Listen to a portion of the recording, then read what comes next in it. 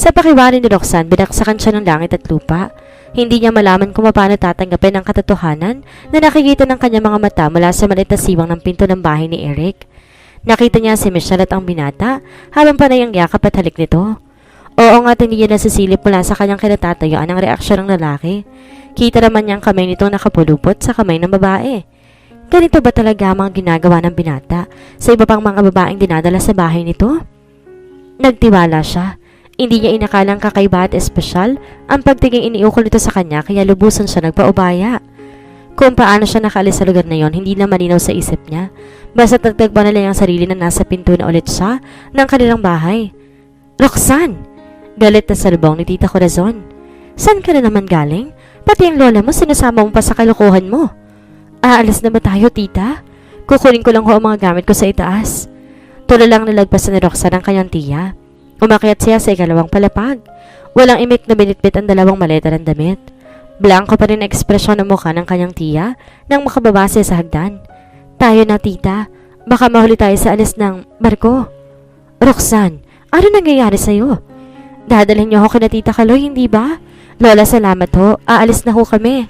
Pasensya ka na, Kuya Kaloy. Dito muna ang pamangkin mo. Total naman iisang anak ninyo ni Ate Angelina. Huwag ka mag-alala sa gastos. Sagot ko pa rin yun. Huwag mong isipin yon, Corazon. Pamangkin ko rin naman ang batang yan. At kung makakatulong sa kinabukasan niyang pagtigil dito, bakit ang hindi? Nag-uusap ang dalawa sa sala ng bahay. Paminsan-minsan sinusulyapan ng mga ito ang tulala pa ring dalagita. Kahit nang magpaalam ang kanyang tito'y wala pa ring reaksyon si Roxanne. Aalis na ako. Huwag matigas ang ulo mo dito. Bagamat formal halatang tinitimpi ng tiya ang luha, mahal nito ang alaga at unti-unti nang natutunaw ang matigas itong puso. Oo, maikling tugon na kayo kong dalagita. Sa pagkakataong yon, gusto sanang humingi ulit ang tawad ni Roxanne, ngunit hindi niya maibuka ang kanyang bibig. Natatakot siyang baka mapaiyak na naman siya kaya nagsalita siya. Lumipas sa mga araw, ang mga linggo, at ngayon 2 buwan na siya sa piling na mabait niyang pinsan, si Charmaine.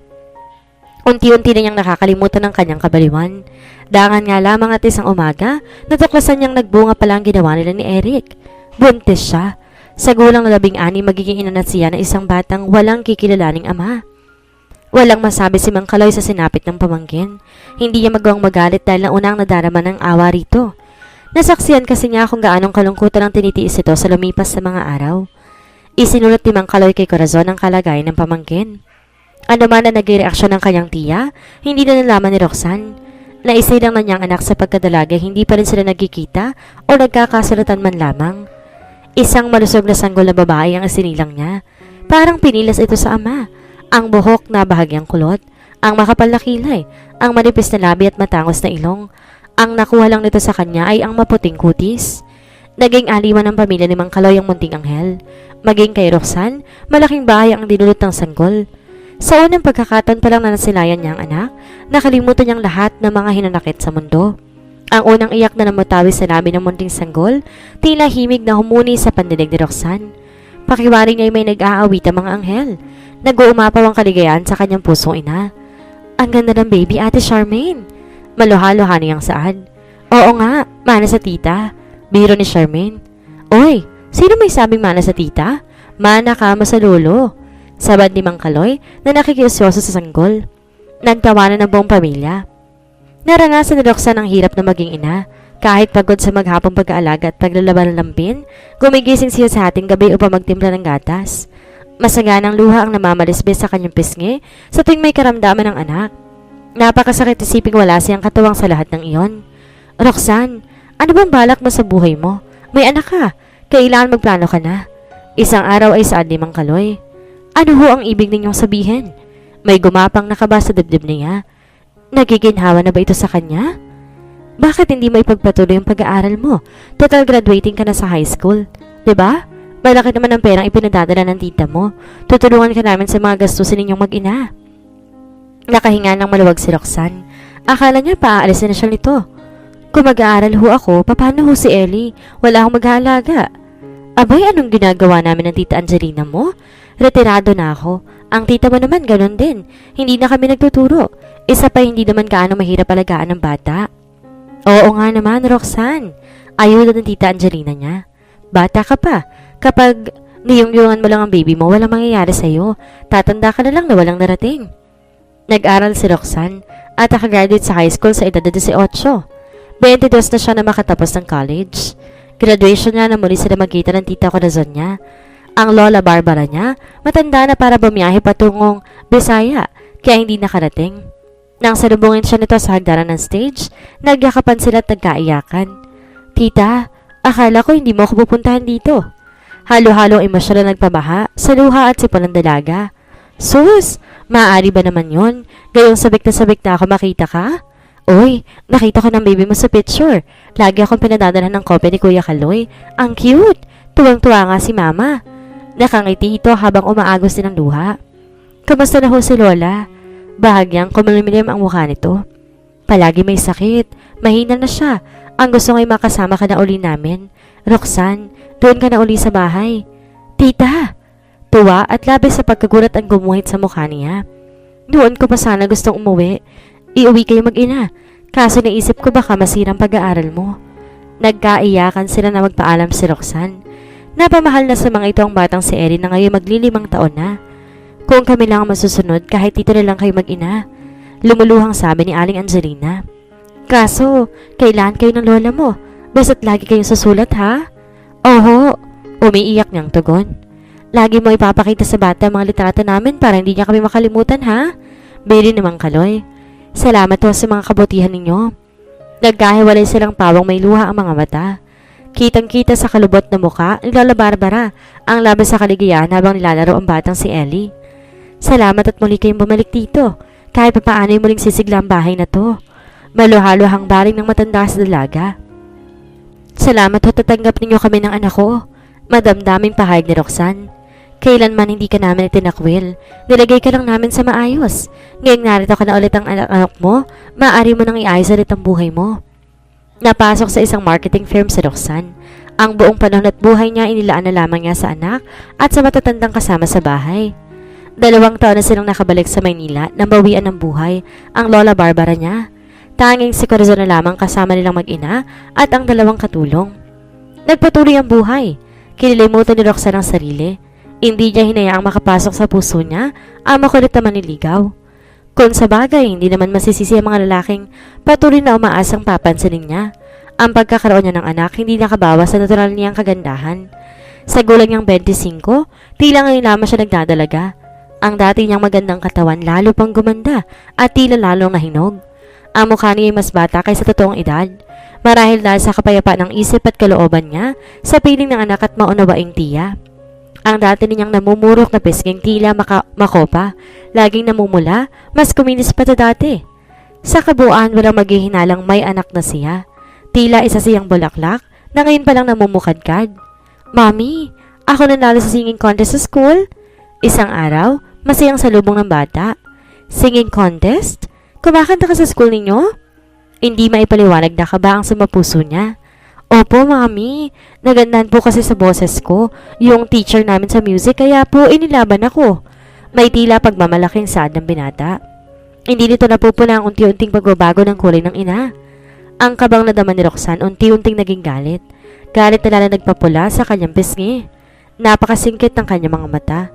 Galit na nagtulak sa kanya upang hawakan ito sa magkabilang balikat at yugugin ang walang kamalay-malay na anak. Ellie, makinig ka. Ayokong kumakanta ka. Ayoko ang bagay na nakakahiligan mo. Ayoko na isa kang mga awit. Hindi niya napupuna ang sarili na nag-uumpisa na pala siya mag-hysterical. Mommy? Gimbal ang anyo ng masasaktang bata. Roxanne, anong ginagawa mo sa bata? Pati bata tinatakot mo. Kala pa naman yun at natutuwa ka sa nanalo siya sa school nila. Matalim ang tinging muling kinuha ni Corazon ng apo. Hindi ko ho sinasadya. Mag-usap tayo mamaya. Patutulugin ko muna tong bata. Kumain ka sa kusina. Yun lang. At galit pa rin inakay ni Corazon ang bata papunta sa silid nito. Tila ayaw magdaan ng pagkain sa lalamunan ni Roxanne. Tulala siya nakatitig sa kawalan habang nilalaro ng kamay ang hawak na kutsara. Nagimbal din siya sa inasal niya kanina. Akala niya tuluyan na siya nakalimot. Hindi pa rin pala. Naroon pa rin ang sugat at sa kaunting sundot ng alaala, biglang nanariwa.